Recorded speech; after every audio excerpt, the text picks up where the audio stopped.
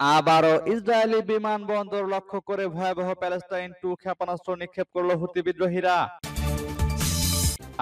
আরো বিস্তারিত জানিয়ে দিব। এদিকে গাজায় হাজার হাজার ভবন পরিকল্পিতভাবে গুড়িয়ে দিচ্ছে ইসরায়েল। এবার ইউক্রেনে এক রাতে 3 শতাধিক ড্রোন ও ক্ষেপণাস্ত্র হামলা রাশিয়ার।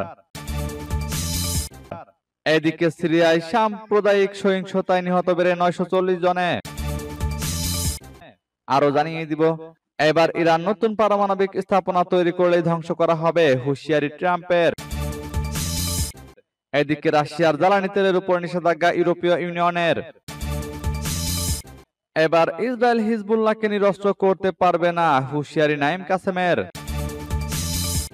এবং সর্বশেষে জানিয়ে দিব, এদিকে যুদ্ধবিরতির প্রস্তাব প্রত্যাখ্যান ইসরায়েলের, দীর্ঘ যুদ্ধের জন্য প্রস্তুত হামাস। শুনছিলেন সংবাদ শিরোনাম, এখন বিস্তারিত।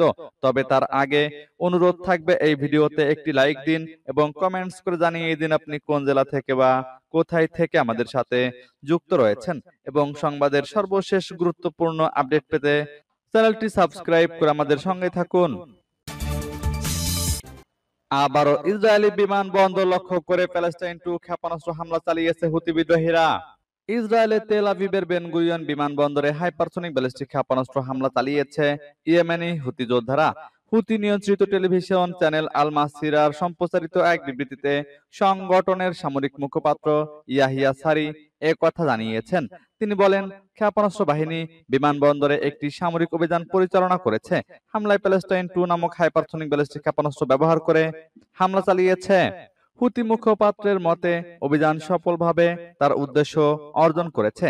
তিনি দাবি করেন, হামলার ফলে ইসরায়েলের গুরুত্বপূর্ণ বিমানবন্দরের কার্যক্রম স্থগিত করা হয় এবং লাখ লাখ ইসরায়েলি আশ্রয়ের জন্য পালিয়ে যেতে বাধ্য হয়। ইসরায়েলি বাহিনী ক্ষেপণাস্ত্রটি প্রতিহতের দাবি করেছে। তারা জানিয়েছে, ক্ষেপণাস্ত্র হামলার মধ্যে বেশ কয়েকটি এলাকায় সাইরেন বেজে ওঠে। 2023 সালে গাজা উপত্যকায় ইসরায়েলি আগ্রাসন তীব্র হওয়ার পর হুতিরা সতর্ক করে দেয় তারা ইসরায়েলে হামলা চালাবে এবং তাদের সঙ্গে যুক্ত জাহাজগুলোকে লোহিত সাগর ও বাব আল মান্দাব প্রণালীর জলের মধ্য দিয়ে যেতে দেবে না। এদিকে গাজায় হাজার হাজার ভবন পরিকল্পিতভাবে গুড়িয়ে দিচ্ছে ইসরায়েল। গত মার্চে ফিলিস্তিনের স্বাধীনতাকামী সশস্ত্র সংগঠন হামাসের সঙ্গে যুদ্ধবিরতি প্রত্যাহার করার পর থেকে গাজা জুড়ে ইসরায়েল হাজার হাজার ভবন গুড়িয়ে দিয়েছে।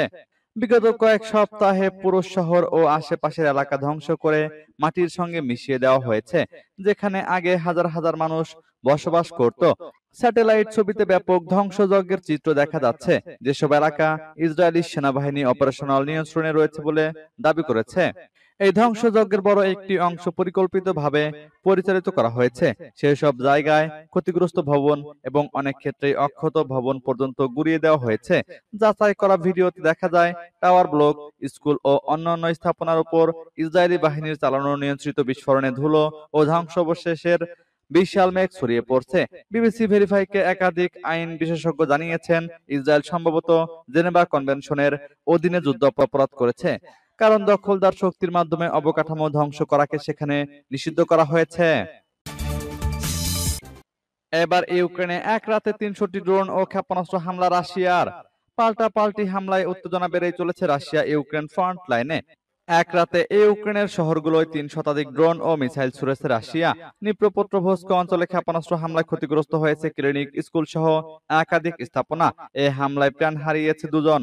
কৃষ্ণ সাগরীয় বন্দরনগরী ওডেসায় মিসাইলের আঘাতে অন্তত নিহত হয়েছে 1 জন। সেই সাথে আহত হয়েছে 6 জন শিশু। ইউক্রেনের প্রেসিডেন্ট ভলোদিমির জেলেনস্কি জানিয়েছেন, ইউক্রেনের একটি সামরিক বিমান ঘাঁটিতেও হামলা চালিয়েছে মস্কো, তবে তা প্রতিহত করা হয়েছে বলেও দাবি করেন। রুশ হামলায় ক্ষতিগ্রস্ত হয়েছে সুমি অঞ্চলের গুরুত্বপূর্ণ অবকাঠামো। স্থানীয় সময় রোববার 40টি ইউক্রেনীয় ড্রোন ধ্বংসের দাবি করেছে রুশ প্রতিরক্ষা মন্ত্রণালয়, সূত্র এবিসি নিউজের। এদিকে সিরিয়ায় সাম্প্রদায়িক সহিংসতায় নিহত বেড়ে 940 জনে। সিরিয়া দক্ষিণ অঞ্চলীয় সৌদা প্রদেশে দ্রুজ মিলিশিয়া যোদ্ধা ও সুন্নি বেদুইন সম্প্রদায়ের মধ্যে ছড়িয়ে পড়া সাম্প্রদায়িক সহিংসতায় নিহতের সংখ্যা বেড়ে দাঁড়িয়েছে 940 জনে। ফরাসি বার্তা সংস্থা এএফপি তাদের এক প্রতিবেদনে এ খবর জানায়। খবরে বলা হয়, শনিবার যুক্তরাজ্য ভিত্তিক পর্যবেক্ষণ সংস্থা Syrian observatory for human rights এই তথ্য জানিয়েছে। সংস্থাটির মতে নিহতের মধ্যে ৩২৬ জন দ্রুজ যোদ্ধা ও ২৬২ জন বেসামরিক দ্রুজ নাগরিক নিহত হয়েছেন। এদের মধ্যে ১৮২ জনকে সরাসরি হত্যা করেছে সিরিয়ার প্রতিরক্ষা ও স্বরাষ্ট্র মন্ত্রণালয়ের সদস্যরা। এছাড়া সংঘাতে সিরিয়ার নিরাপত্তা বাহিনীর ৩১২ জন সদস্য এবং ২১ জন সুন্নি বেদুইন উপজাতি সদস্য প্রাণ হারিয়েছেন। এই সহিংসতার মধ্যে ইসরায়েলি সামরিক বাহিনীর চালানো এক হামলায় সিরিয়ার সেনাবাহিনীর আরো ১৫ জন সদস্য নিহত হন বলে জানিয়েছে অবজারভেটরি। চলমান রক্তক্ষয় বন্ধে যুদ্ধবিরতি ঘোষণা দিয়েছে সিরিয়ার সরকার। এ চুক্তিতে মধ্যস্থতা করেছে যুক্তরাষ্ট্র। সুইদায় সংঘাত নিরসনে সিরিয়া ও ইসরায়েলের মধ্যে একটি যুদ্ধবিরতিতে সম্মত হয়েছে দুই দেশের নেতৃত্ব।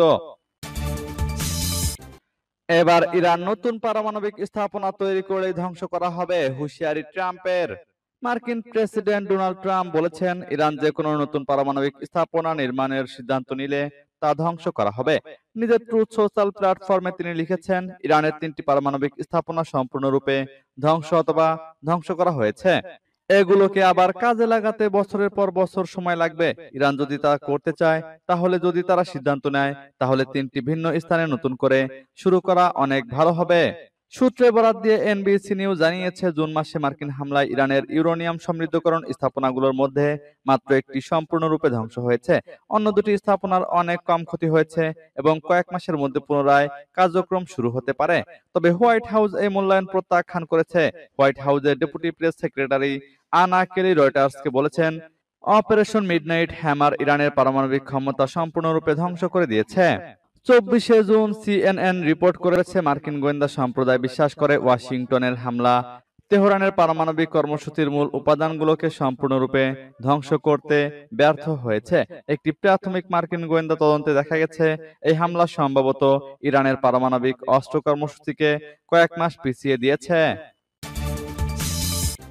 এদিকে রাশিয়ার জ্বালানি তেলের উপর নিষেধাজ্ঞা ইউরোপীয় ইউনিয়নের। রাশিয়ার উপর চাপ সৃষ্টি করতে জ্বালানি তেলের উপর নতুন নিষেধাজ্ঞা আরোপ করেছে ইউরোপীয় ইউনিয়ন। তবে পশ্চিমাদের নিষেধাজ্ঞার প্রভাব রাশিয়ায় পড়বে না বলে জানিয়েছেন ক্রেমলিন মুখপাত্র দিমিত্রি পেসকভ। এর মধ্যেই অব্যাহত রয়েছে দুই দেশের পাল্টাপাল্টি হামলা। এদিকে ইউক্রেন রাশিয়া যুদ্ধ বন্ধের আলোচনায় আরো গতি আনা প্রয়োজন বলে মন্তব্য করেছেন ইউক্রেনের প্রেসিডেন্ট ভলোদিমির জেলেনস্কি। তার এই মন্তব্যের সমর্থন জানিয়েছে মস্কো। 2022 সালে 24শে ফেব্রুয়ারি ইউক্রেনে সামরিক অভিযান শুরু করে রাশিয়া। ইউক্রেনীয় প্রতিরোধের মধ্য দিয়ে তা রক্তক্ষয়ী সংঘাতে রূপ নেয়, যা গত 3 বছরেরও বেশি সময় ধরে অব্যাহত রয়েছে। যুক্তরাষ্ট্রের হিসেব অনুযায়ী এই যুদ্ধে ইতোমধ্যে উভয় পক্ষের অন্তত 12 লাখ মানুষ হতাহত হয়েছে। এই যুদ্ধের শুরু থেকেই শাস্তিমূলক পদক্ষেপ হিসেবে রাশিয়ার উপর একের পর এক নিষেধাজ্ঞা জারি করেছে ইউরোপীয় ইউনিয়ন। রাশিয়ার বিরুদ্ধে 18তম নিষেধাজ্ঞার প্যাকেজ ঘোষণা করেন ইউরোপীয় ইউনিয়নের পররাষ্ট্র বিভাগের শীর্ষ নির্বাহী কাজা কালাস। অর্থনৈতিক চাপ বাড়াতে ইউরোপ ও যুক্তরাজ্য একসঙ্গে রাশিয়ার তেলের মূল্য সীমা কমিয়ে $47.60 নামিয়েছে, যা বর্তমানে আন্তর্জাতিক বাজারের চেয়ে গড়ে 15% কম। এবার ইসরায়েল হিজবুল্লাহকে নিরস্ত্র করতে পারবে না, হুঁশিয়ারি নাঈম কাসেমের। লেবাননের সশস্ত্র গোষ্ঠী হিজবুল্লাহর প্রধান শেখ নাঈম কাসেম বলেছেন, ইসরায়েলি সরকার কখনো হিজবুল্লাহর অস্ত্র কেড়ে নিতে পারবে না। ইসরায়েলি আগ্রাসনের ক্ষেত্রে যোদ্ধারা সব সময় আত্মরক্ষার জন্য প্রস্তুত। শেখ নাঈম কাসেম শুক্রবার রাতে কমান্ডার আলী কারাকির স্মরণে ভাষণকালে তিনি এসব কথা বলেন। নাঈম কাসেম বলেন, কমান্ডার আলী কারাকি 2024 সালের 27শে সেপ্টেম্বর উম্মাহ শহীদদের মাস্টার সাইয়েদ হাসান নাসরুল্লাহর সঙ্গে শাহাদাত বরণ করেন। শহীদ কারাকি হিজবুল্লাহ সামরিক বাহিনীর প্রতিষ্ঠাতাদের একজন ছিলেন। লেবাননের প্রতিরোধ বাহিনীর দক্ষতা নিয়ে প্রশ্ন তোলা ব্যক্তিদের উদ্দেশ্যে শেখ নাঈম কাসেম বলেন, 1982 সাল থেকে প্রতিরোধ বাহিনীর সাফল্য অনেক। তিনি জোর দিয়ে বলেন, এটা সত্য যে প্রতিরোধ বাহিনীর লেবাননের বিরুদ্ধে ইসরায়েলি যুদ্ধ ঠেকাতে পারেনি, তবুও তারা শত্রুদের সীমান্ত এলাকা ছাড়িয়ে যুদ্ধ চালিয়ে যাওয়া থেকে বিরত রাখতে সক্ষম হয়েছে। প্রতিরোধ বাহিনীর সদস্যরা 17 বছর ধরে ইসরায়েলি আগ্রাসন থেকে লেবাননের নিরাপত্তা ও স্থিতিশীলতা বজায় রেখেছে। এদিকে যুদ্ধবিরতির প্রস্তাব প্রত্যাখ্যান ইসরায়েলের, দীর্ঘ যুদ্ধের জন্য প্রস্তুত হামাস। সব বন্দীদের মুক্তি দেওয়ার বিনিময়ে গাজায় যুদ্ধবিরতির প্রস্তাব প্রত্যাখ্যান করেছে ইসরায়েল। শুক্রবার প্রকাশিত এক ভিডিও বার্তায় এ তথ্য জানিয়েছেন হামাসের সামরিক শাখা কাসাম ব্রিগেডের মুখপাত্র আবু ওবায়দা। তিনি বলেন, যুদ্ধবিরতি না হলে দীর্ঘ যুদ্ধের জন্য প্রস্তুত হামাস। 20 মিনিটের ওই ভিডিওতে আবু ওবায়দা জানান, সম্প্রতি হামাস ইসরায়েলকে একটি যুদ্ধবিরতির প্রস্তাব দেয়। যেখানে সমস্ত বন্দীকে মুক্তি দেওয়ার কথা বলা হয়েছিল। তবে দখলদার দেশটির প্রধানমন্ত্রী বেনিয়ামিন নেতানিয়াহু এবং তার কঠোর ইহুদিপন্থী মন্ত্রীরা সেটি প্রত্যাখ্যান করেছে।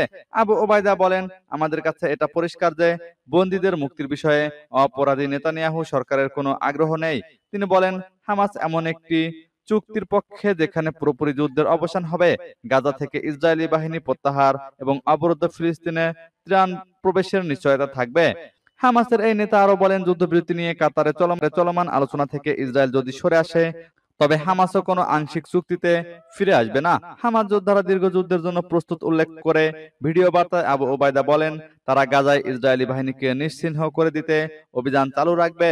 ইসরায়েলি আগ্রাসনের বিষয়ে আরব ও মুসলিম দেশগুলোর নেতাদের নীরব ভূমিকায় সমালোচনা করে তিনি বলেন, তোমাদের নীরবতায় হাজার হাজার নিরীহ ফিলিস্তিনি নিহত হয়েছে, যাদের রক্তের বোঝায় তোমাদের কাঁধ ভারাক্রান্ত।